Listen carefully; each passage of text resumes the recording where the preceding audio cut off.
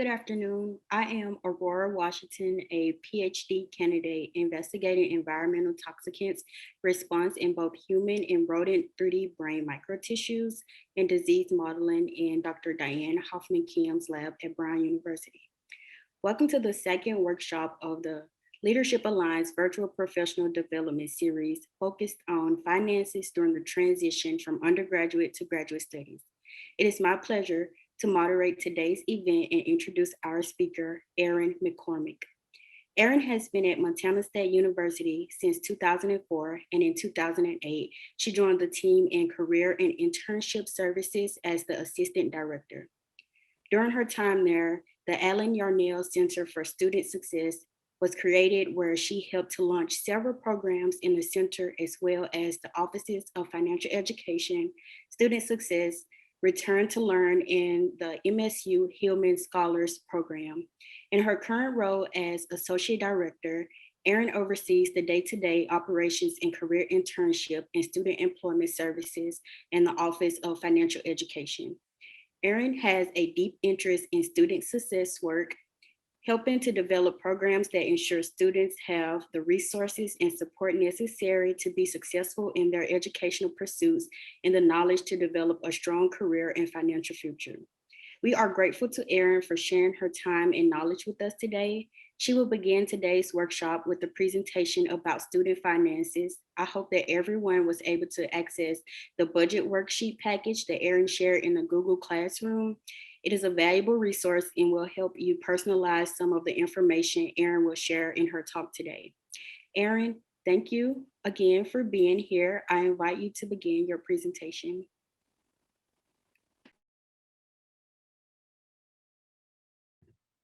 Thank you, Aurora. It's a pleasure to be here. So glad to see you, and thank everyone who's on the call today, and of course to the Leadership Alliance for the invitation. Very excited to be here and visiting with you all.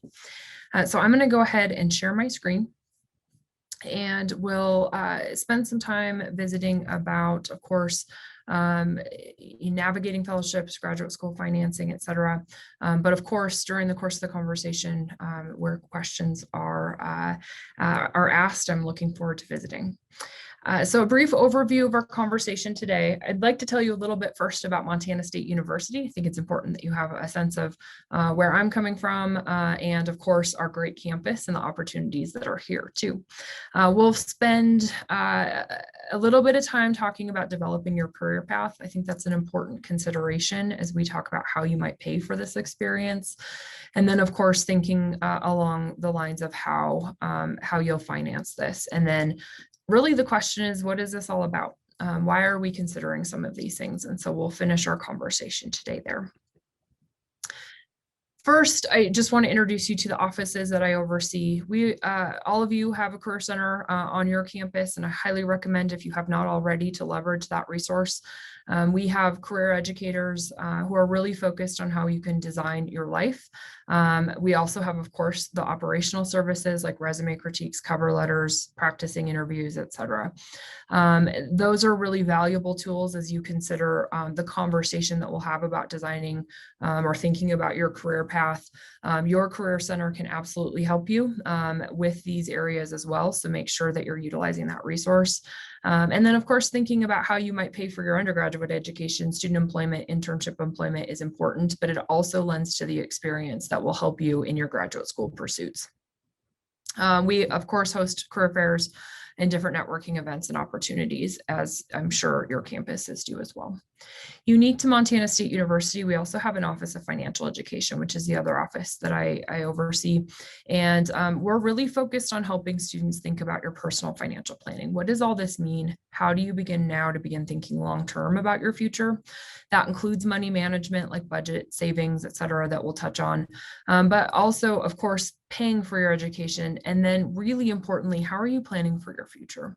So not only if you have student loans, that loan repayment, but understanding your benefit package, understanding retirement savings, and the other things that we want to think about as we talk about adulting, but are really important that you're starting now rather than later. Montana State University is located in Bozeman, Montana. We have enrollment just over 16,000 students.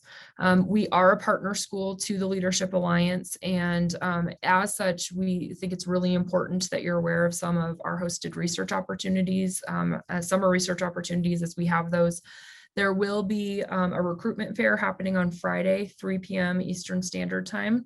And there's actually going to be 2 representatives on that call who will talk a little bit about some of those research experiences. One of the students, Leadership Alliance students who attended the summer research experience, is going to share their experience of coming and doing some work under Dr. Mark Judala. And then we have Amy Roach will visit about the experience itself. So if you have questions after our visit or Montana State University intrigues you, highly recommend that you jump into that recruitment fair because MSU has over 60 areas of graduate study. Our faculty are leaders in a lot of areas.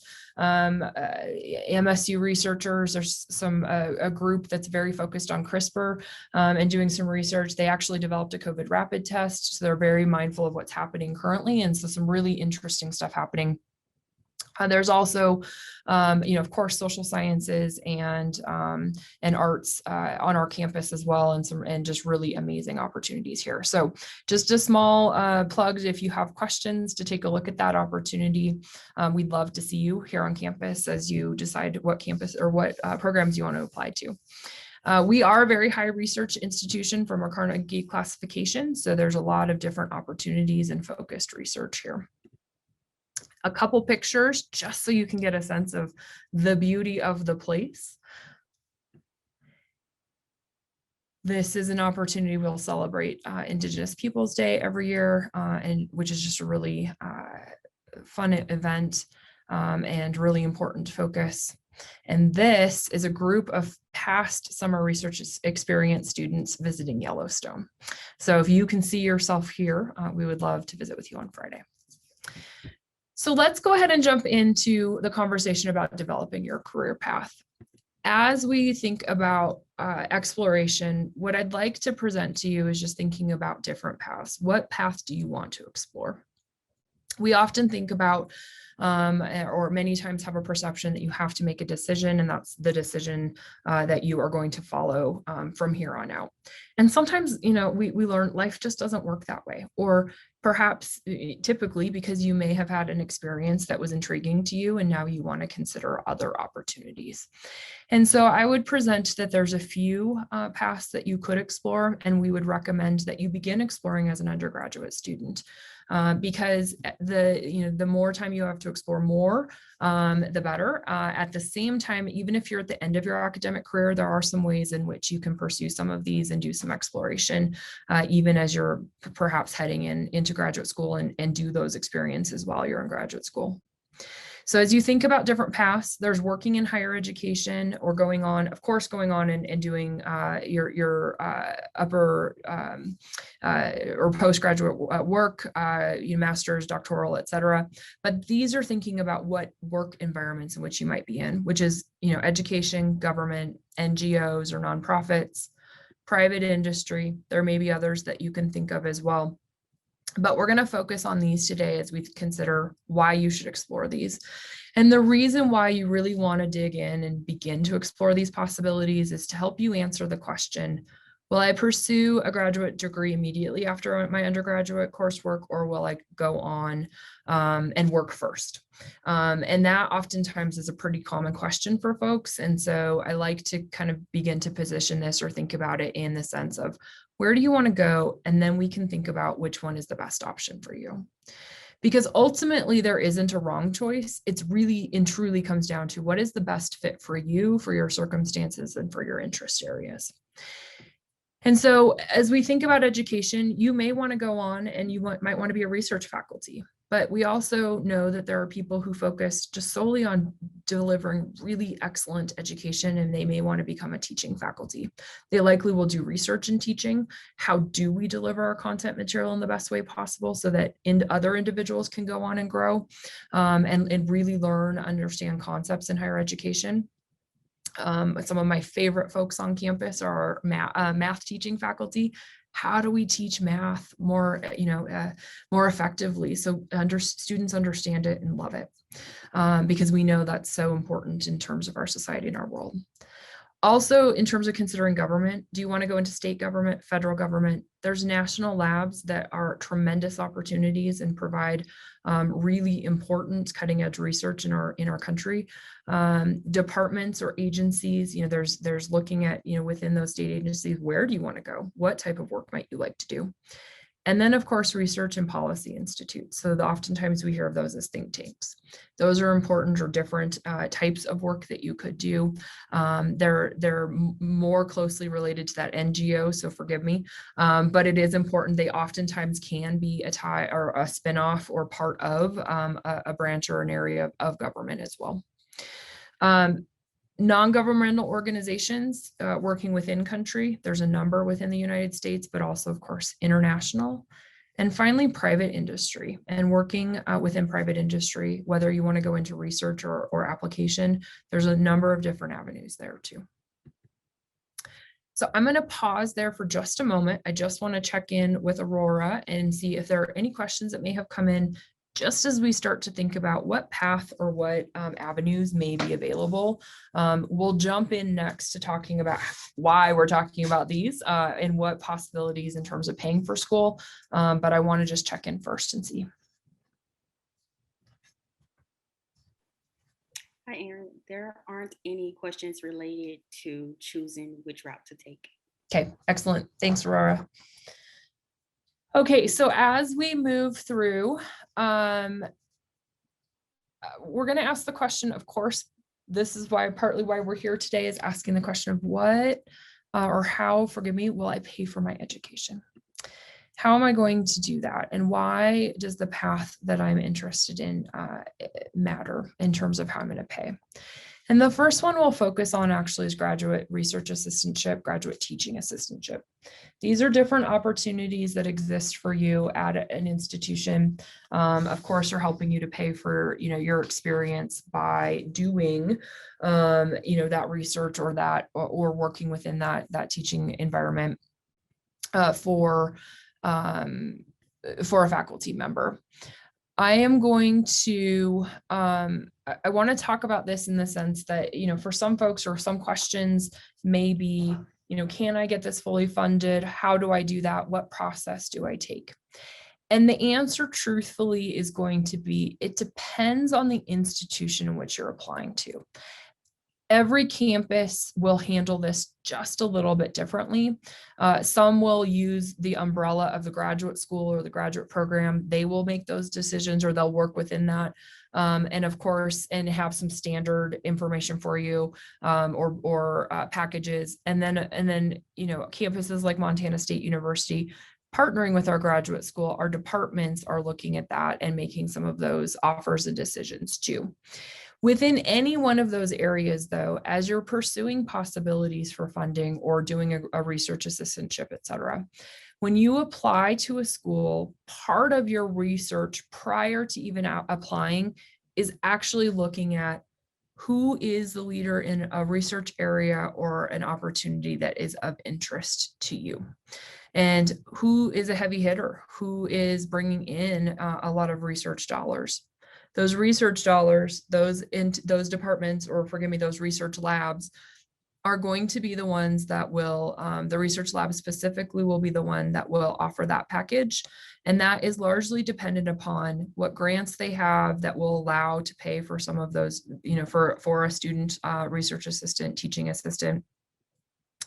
It will also offer additional opportunities, perhaps for, as they're seeking out funding. While they may not have that funding today, they may have it in year 2 of your experience, simply because they had a grant that was successful, an application that was successful. One of the things that you can do as you consider this and do your research on who are the researchers, what are the labs that are prominent in your area, you'll want to focus your area of search on who's like you, who's doing the research that's of interest to you, because those faculty, those researchers are going to connect with those individuals who they're familiar, or their research is compatible to what they're doing. Perhaps they met you at a conference as an undergraduate student, and they know your capabilities, and they know who you are, and whether you'll be a good fit in their lab. These are all things to pay attention to, and to make sure that you are thinking about in terms of networking, leveraging opportunities like the Leadership Alliance Summer Research Experience, where you can develop a network and you can showcase your capabilities at the symposium at the end, or of course in the lab itself. So take advantage of those opportunities. Seek out internships as an undergraduate. All of those experiences will lend to what you can, what you'll be able to be considered for and be able to offer to a lab who has that funding for an assistantship or of either kind. Generally speaking, we would say, take a look at, of course, the campus. What does their overall structure look like? And then begin to do your research on those labs. It's really important that you know who the labs are, who the researchers are, who the faculty are, and you're applying to those teams as opposed to just the institution as a whole. Aurora. Yes, there is a question. It's how do I qualify for a graduate student assistantship? It's a great question. So it will largely, as you're applying for school, your qualification, or as you're applying and doing that research with those faculty, you can leverage one thing really in particular to ask some of these types of questions or to find out where those things are. It's call the department. Ask the admin at the department level. And what you're doing is you're saying, I'm a prospective student, I'm a prospective graduate student, and I wonder if you can share with me a little bit more information about how many assistantships your department offers each year. What should I consider as I apply to Montana State University, or pick your institution? What should I consider as I apply in terms of my letter of application? Generally speaking, you will be considered with your application materials. And so that will be part of what they're considering you for a student in their department, in their labs. And they'll begin to assess that as they have their big pool of applicants that come in to the physics department. The physics department looks at all applications, and then they begin to determine who will they admit, and then also where will they place those students. You, of course, will have done some that legwork in advance to determine what lab do you want to apply to. So your letter, as you're writing, is actually applying to that lab just as much as you're applying to the department or to the institution. So you're going to be considered in many ways that way, which is why you really want to do that front work to really gain a sense of how many opportunities exist, how many students they admit every year, so that you know that you'll be competitive with your application. That being said, you're also applying to more than one place, right? So that you're leveraging as much opportunity as you can there. I'm going to jump as we go through. I'm going to also make sure we're talking about fellowships. And fellowships is an important component, because this actually in many ways is an area where you can leverage, as we talk about each of the different types of funding sources, they actually leverage, or you can leverage them with another type of experience. So as an example, you have a fellowship, perhaps you go and do a 2-year experience as a presidential management fellow, and then you actually can leverage that experience to bring back to the lab that will help on a grant application that will pay for your funding for that assistantship. So there's different ways in which you're going to look at this. And so these are the ones we're going to talk about. Before we dig into that, though, or further into this, I actually want to talk about developing a budget. And because ultimately what we want to know and what you want to think about first as you apply to these campuses is, how much is this going to cost? Like, what is the bottom line for each of the institutions? That will help to answer your question of what you're applying to, but also what you can afford. And so you're weighing your considerations not only on these areas here, but what is it that you can afford if you go there, if you go to that institution. What is a good package? How much do you need to live?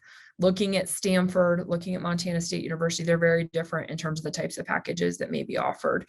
But one experience may be more affordable than the other. Generally speaking, we would say you shouldn't, need to pay for your experience, because you are, in fact, you're competitive and you are working with the department in your application.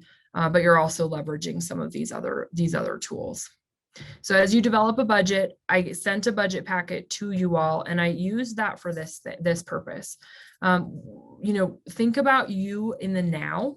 Okay, think about you in the now, and how can you begin to budget for this? How do you begin to start saving now? How do you think about all of your sources of income?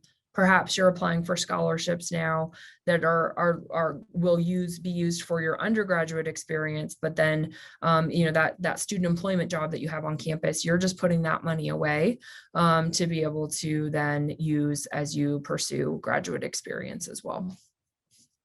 So know your cost of living, know how much you may have in student loan payments.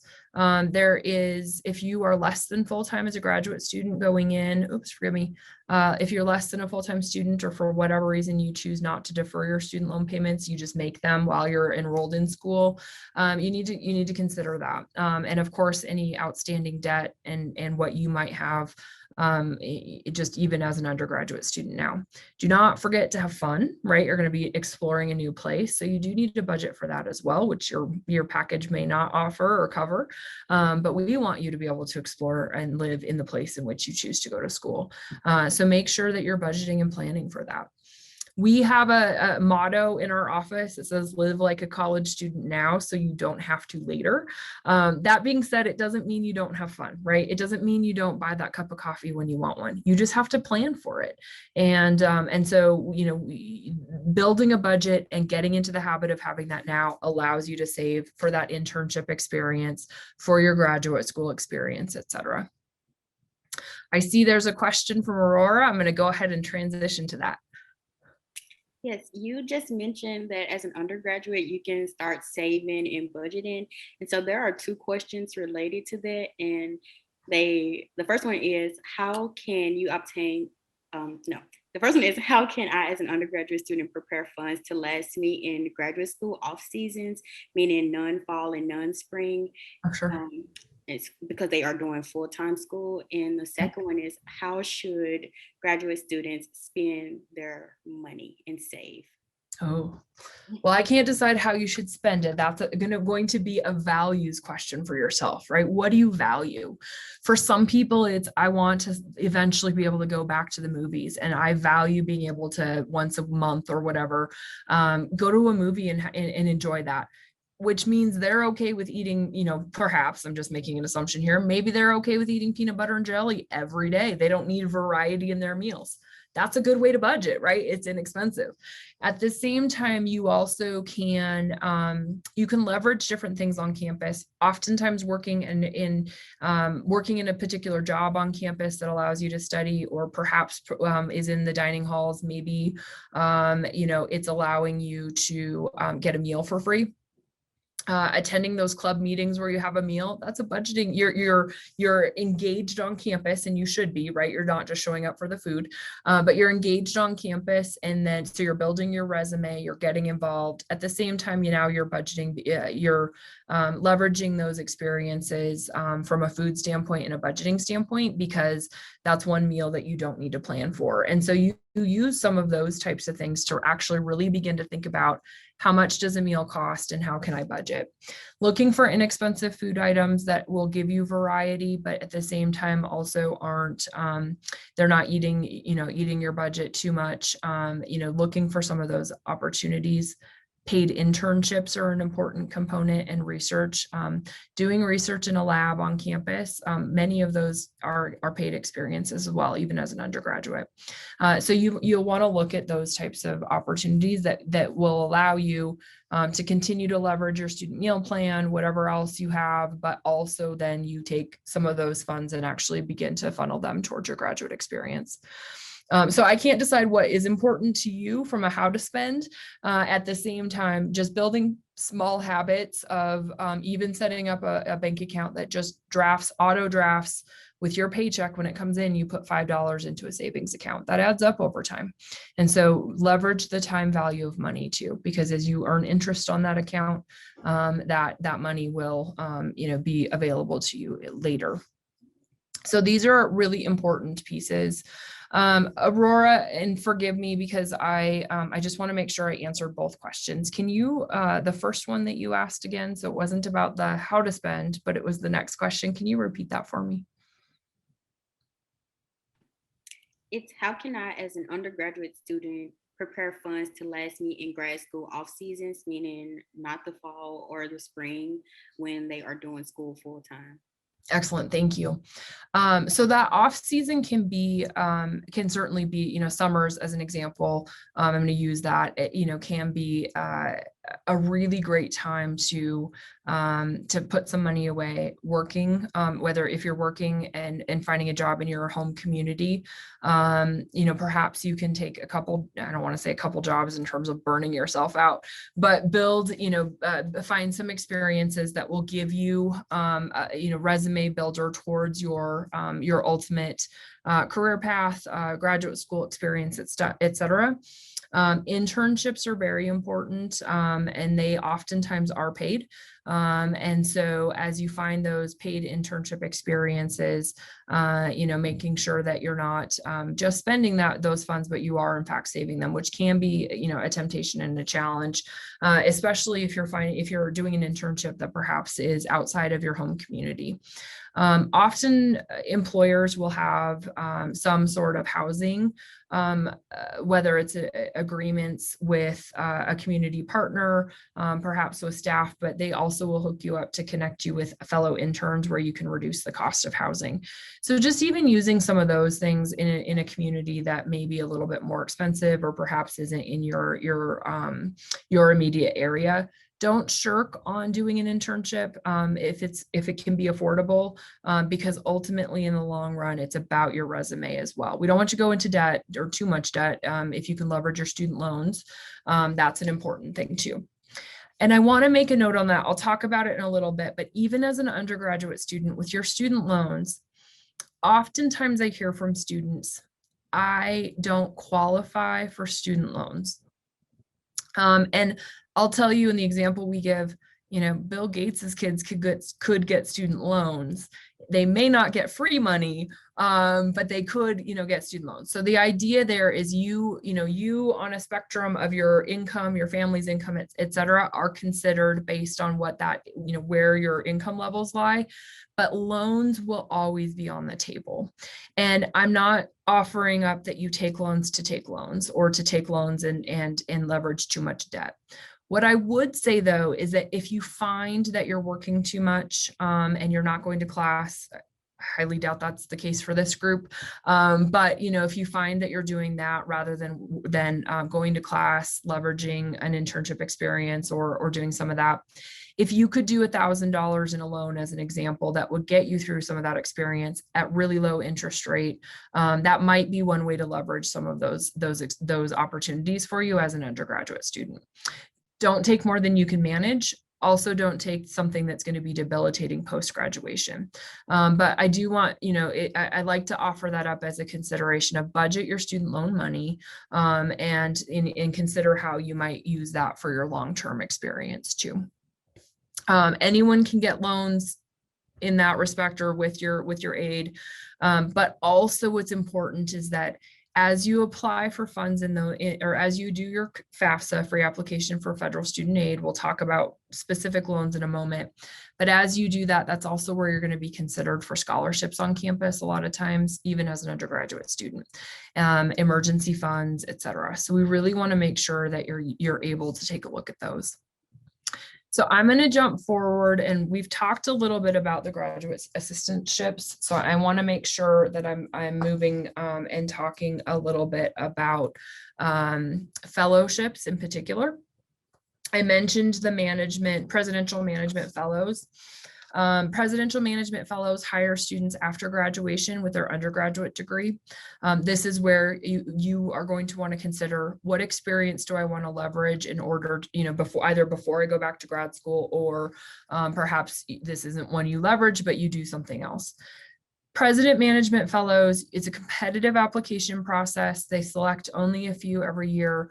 But what is awesome about this is if you want to go in and work for the government, it's a two-year paid experience, and then you actually can be converted to full-time employment after that.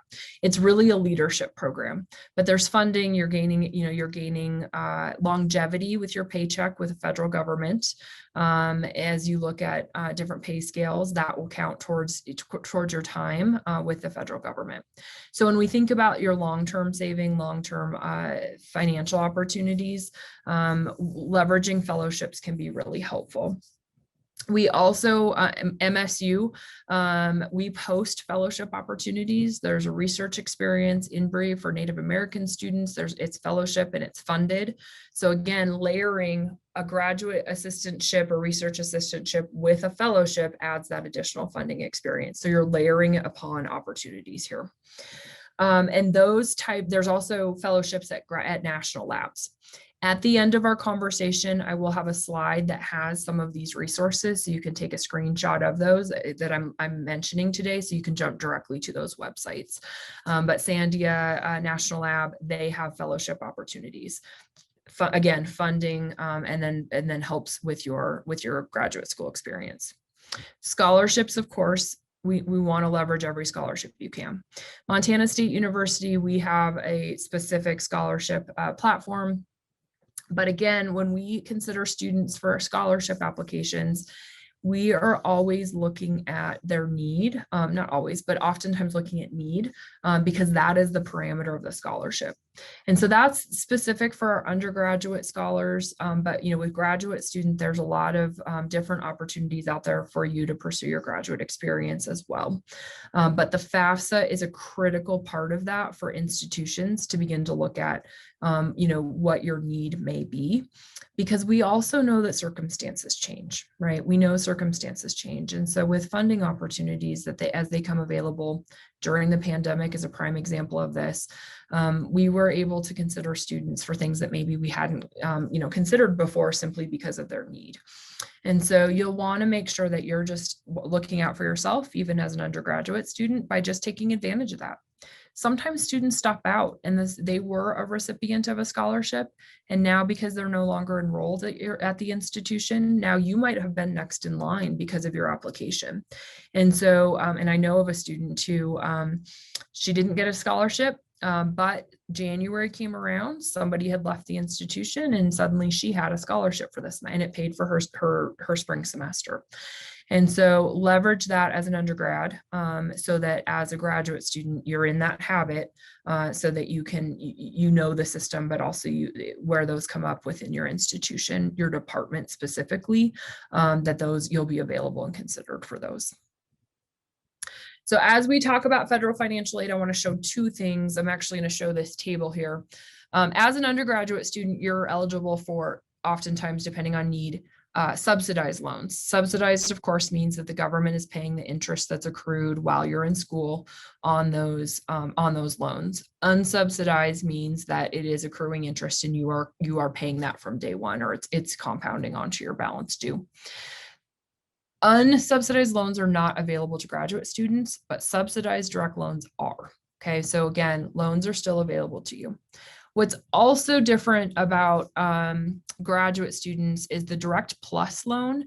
Normally, as an undergraduate, that would be your parent. That would be that plus loan would go to. But as a graduate student, you become eligible because generally speaking, you've reached that age where you're not a dependent of your parents, and so they extend that to a graduate student. What we also know as a graduate student, oftentimes you just have different life circumstances. Perhaps, after undergrad, you and your partner decide to get married, or you have another domestic partner situation. You may have a child. Even as an undergraduate, you may have a child. And so, of course, those types of things are considered with your need. And so as an undergrad, you may have qualified for some things, but as a graduate student, you're considered a little bit differently from the federal perspective. So definitely go out and get to know this website here, which is studentaid.gov. It's critical that you be able to take a look at that and see what's possible there too. For some of you, depending on your status as a veteran or perhaps as a within your discipline, so maybe teachers, et cetera, there are different types of opportunities that are available to you for funding specifically. And then post-graduation, depending on where you choose to go to work, your undergraduate loans and ultimately longer term after you finish grad school, you may be eligible for public loan forgiveness. We've heard about it in the news, but there are circumstances in which they do pay off. You just have to make sure that you are following everything correctly. So if your campus has an Office of Financial Education, leverage that because that office can help you navigate that process just like ours does. Finally, I want to talk about employer sponsored, because oftentimes people don't realize that the employer will pay for your graduate school experience. Okay.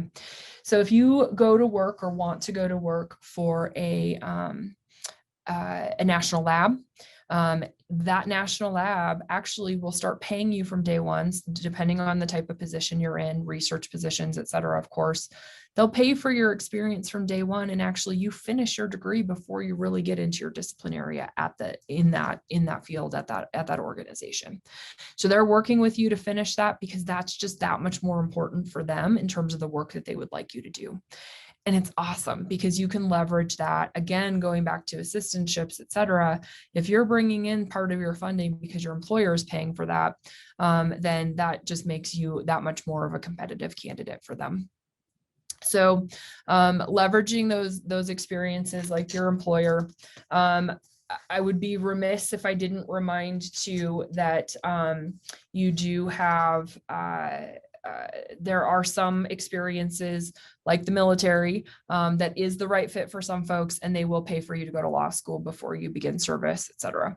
So I just need to make that plug because I think it's also something to remember. It's not the right fit for everyone. I'm not suggesting you should do that if it's not the right fit for you, but that is an example of an employer.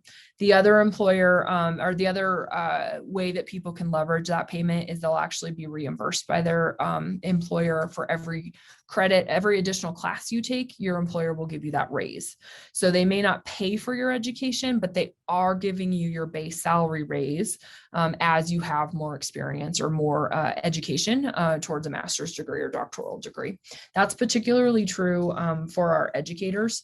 And so just something to be aware of.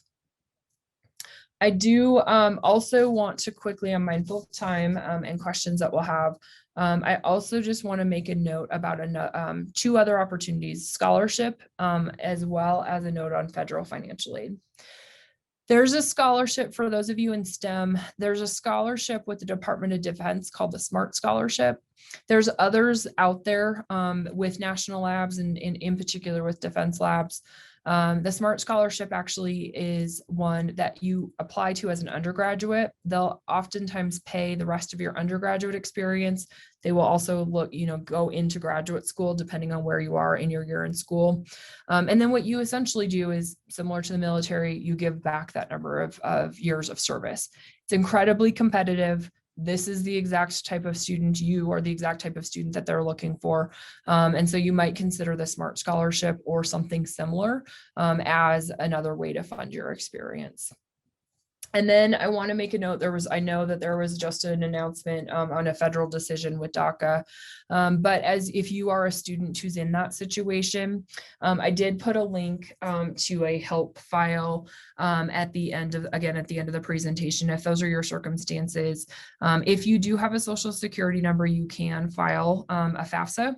And so there can be funding there, but also your school can offer funding a lot of times for DACA students that may not be, it's not federal funding, but may be available to you as a student at that institution. So it's important that you're exploring those options as well. This was published as of today.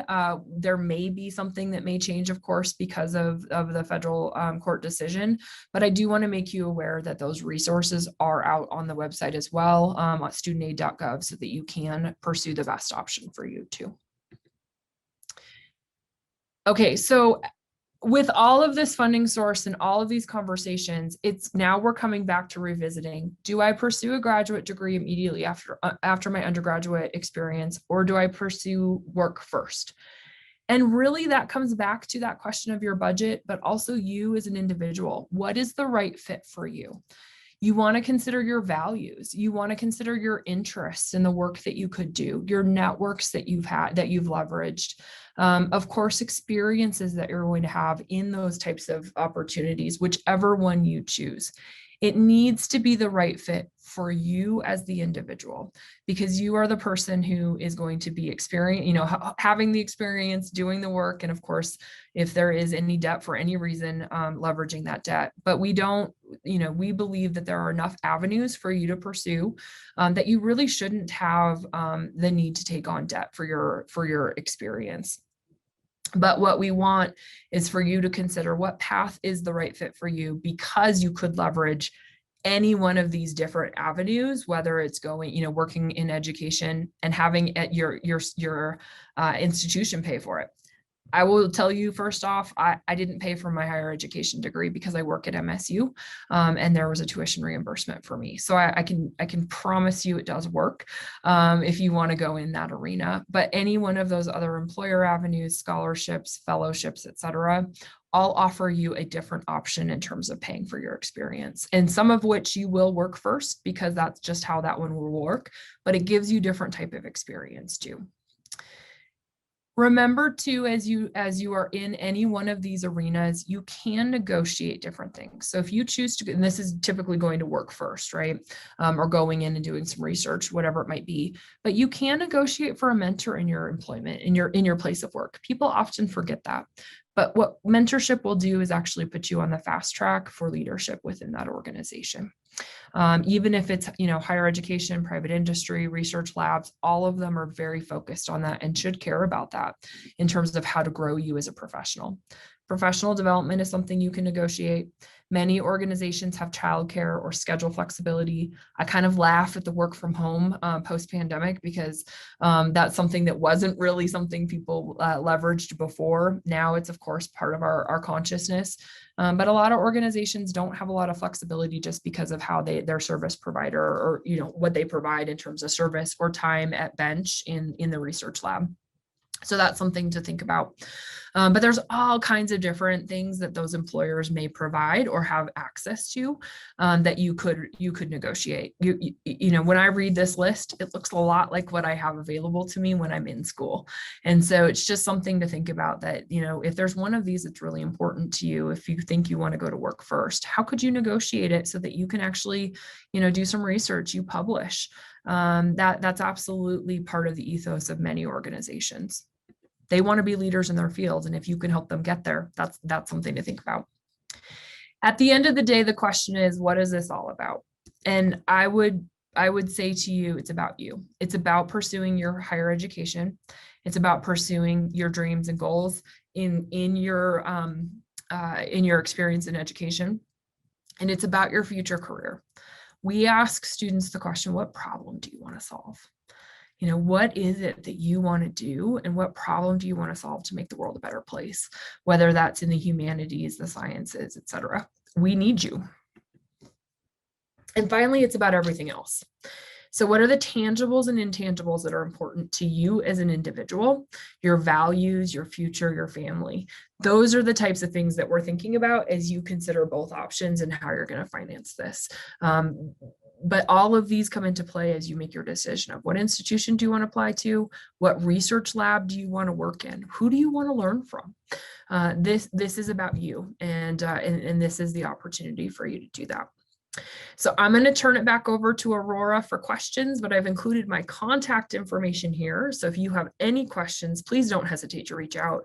And as we wind down on questions in our time together, I'll go ahead and switch back to those resource slides so you have those too. Go ahead, Aurora. Yes, so you spoke about choosing whether to go to graduate school or to pursue a career, like going straight to work. There are a couple of questions about master's programs versus PhD programs, and I'll lump two together. And so the first is, why do master programs not have enough funding, and financially, do you recommend pursuing a master's degree instead of a PhD?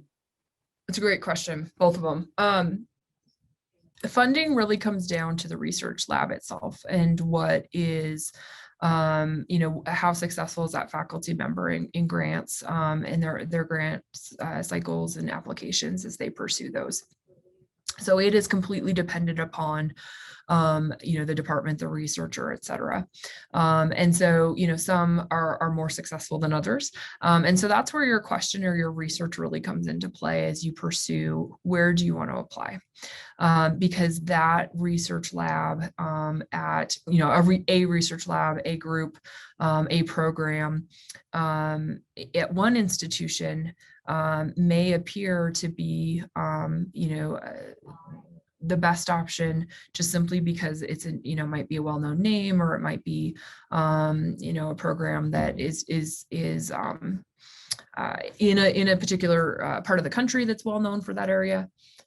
You want to leverage that. At the same time, those other kind of sleeper hits that you may not have thought about off the top of your head, they may be doing cutting edge research that's where you want to look at. So go out and look at who is the NSF funding, who is, where are research dollars going from any of those different types of funding sources, and looking at the government agencies, and then research those labs and say, is this the right fit for me because of the culture, because of the research they're doing, because of the different areas in which they may be moving into, or the applications of the research that they're doing.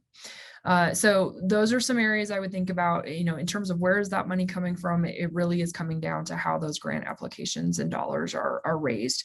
You can go out and look at the campus, the college, the university, look at their research division or entity. That will tell you how many research dollars are being brought in every year to the institution. And so all those different researchers, faculty members who are applying, that goes into that big, larger number. And that'll give you a sense of how active the campus is for research. And that then will help to pay for assistantships, et cetera. In terms of getting your master's degree or your PhD, it's going to depend on the field, and it's going to depend on where do you want to go. So going back to the question of where do you want to work? Do you want to be in industry? Do you want to be in a research lab, a national lab? Do you want to work for a government agency? And from there, then that will determine, what is probably the best fit for you, but also what do you want? Do you want your doctorate? Like, is that something that's important to you? Because if it is, then by all means, go for it. Like, that's awesome. You should. If you find that life circumstances only allow you to pursue your master's for right now, and you want to keep going later, then do that. If it's critical for your field, generally speaking, you have to have a doctorate to become a faculty member or a tenure track faculty member or research associate. Then that's going to be something you will have to pursue. But other areas, other arenas that may not require that, if that's your reality for right now, then let's get you where you want to be to start, so that you can leverage your career, begin your career, and then jump to where you want to go later if you want to keep going for your doctorate. So take a look at the industry. What do people have? And I think that would be another way to gauge that for you. Related to that, someone asked, is it possible to get a fully funded admissions for a master's in any top university? If yes, What does the admission committee look for in a student to give a full tuition scholarship? And how can a student build his profile right to be a competitive applicant? Excellent. So I would go back to who are you applying to? What lab are you interested in? Because again, as the institution or as you apply, you're applying to a department. So at Montana State University, if you put your application in here, you're first applying, your application will go to the department. If the department then says yes, then the graduate school will say yes, so to speak. It's a little more nuanced than that, but that's kind of the easy kind of answer, 10,000-foot level answer there. And so from a fully funded piece, how much money does the lab have? How many assistantships are they offering? If they like to accept 12 students and they split those assistantships up in half so that everyone has some sort of funding, right? It may not be fully funded, but it may be partially funded. And then you can assist bringing in different opportunities because you did a fellowship or your employer is funding it for you.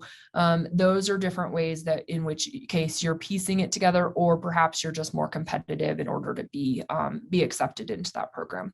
So it actually comes down to how successful are they in their grant applications, and are you being and how many do they even offer as they consider you.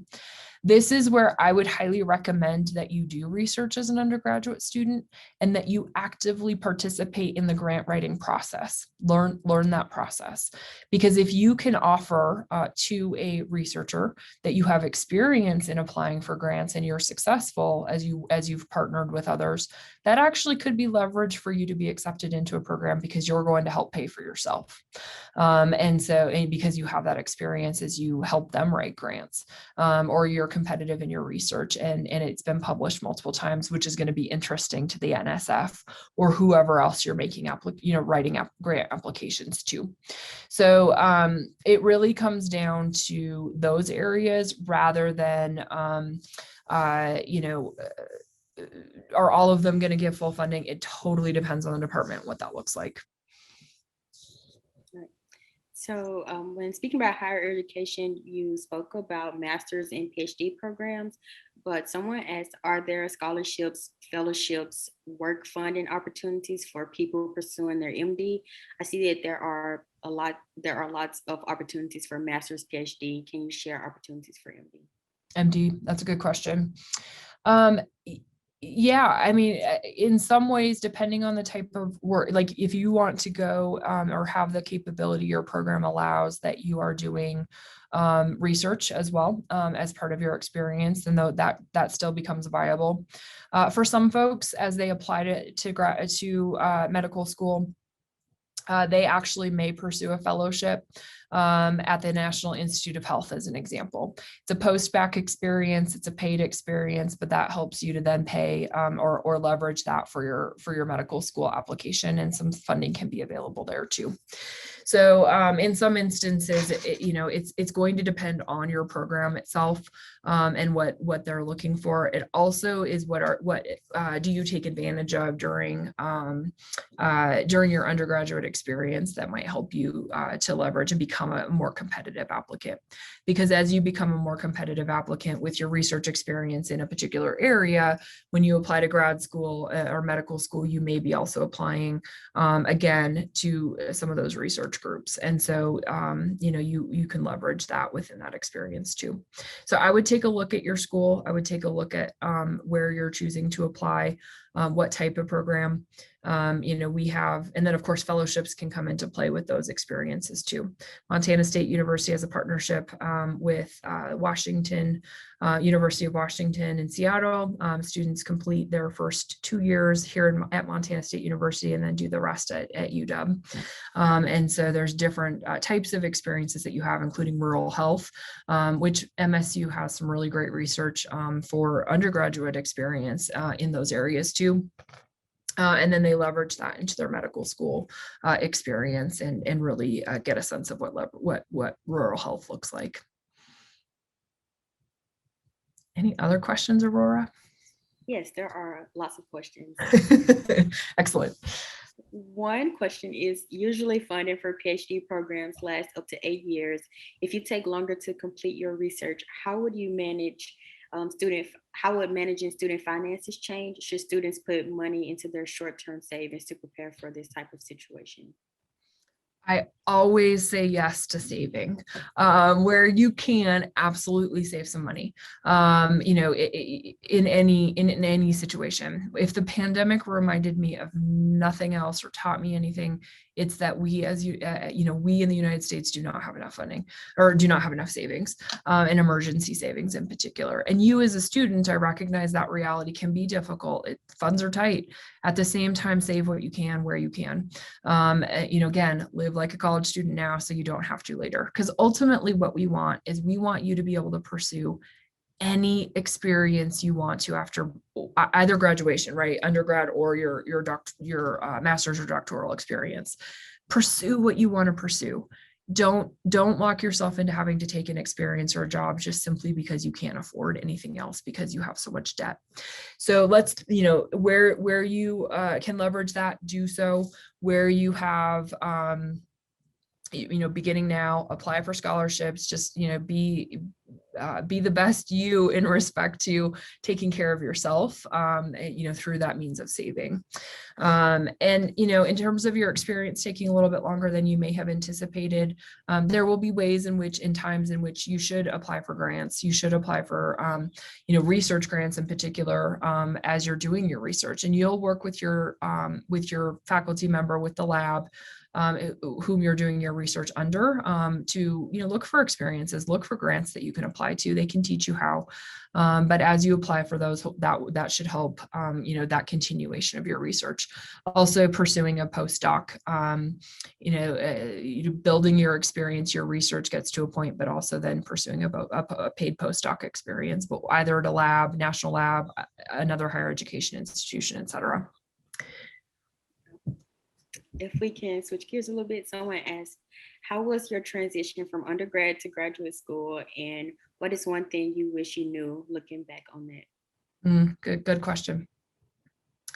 I finished my undergraduate degree working full-time for MSU, and I did my master's work working full-time for MSU. So I'm kind of probably strange in that, an anomaly, but I loved it. And that's what allowed me to afford to do those experiences, to be able to finish my undergrad with little debt, as well as leverage my master's degree work. So my experience, I appreciated the fact that I didn't have any debt for my master's work, and that was important to me. That was one of my values, and so that's why I did what I did. But it also provided me with really great professional experience. And so the one thing I would say to you is, don't say no to presenting at a conference. Don't say no to traveling internationally. Like, leverage those, do those experiences. If you can do, even if it's a 3-week trip abroad, you're going to see the world differently, but you're also going to see your work differently. And so, take advantage of those experiences while you can, whether in undergrad or graduate work, because that will shape you. That will shape how you pursue your, the research that you're doing or the work that you're doing. I am mindful of time, and I want to just switch slides really quickly. So Aurora, I know you have more questions, but I just wanted to make note that I'm going to put these links up here, just so that if students do want to take a screenshot, they certainly can. But I'll take any other questions you have. All right. I think this is a good question to end on. During your career, what's the biggest mistake you see most students make when trying to control their finances? I think it is taking a look at that first paycheck and thinking you have all the money in the world, or perhaps even looking at that offer package and thinking that the starting salary is either too low. It might be, we know, I don't think there's ever too high, but thinking it's too low. Do the math when you have an offer package, because your benefits are real dollars. Relocation expenses, real dollars. And so really do your math. Don't assume just because the base salary is one thing, that it's a better or worse offer than the one that maybe is a little bit lower, but actually has a better benefit package. So that's one thing I see students do a lot with with their personal finances is they don't really dig into the math and look at everything that's included in what their offer package is. And I can ask one more question. Okay. I think What so. is the best overall advice you can give in terms of financing for graduate school? I think overall, my advice would be do your research of the lab or the department that you want to work in, and don't discount anybody. Montana State University is a world-class institution that honestly sometimes people don't realize some of the cool things that are coming out of our campus. Leverage that. Come to Montana State, go to your, whatever institution. Brown obviously is phenomenal. Like, there are great experiences out there. So don't discount anyone because of location or what you perceive to be reality. Do your research, get to know that institution, get to know that lab and that research lab, because you don't know what's out there.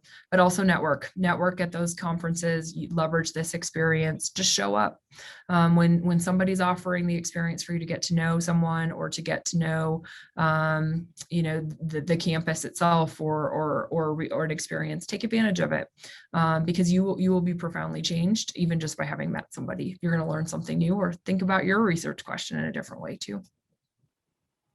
All right. Thank you, Erin. Thank you, Aurora. I appreciate you asking questions on behalf of the students on the call, and appreciate everyone joining us. And again, thanks to the Leadership Alliance for the invitation today.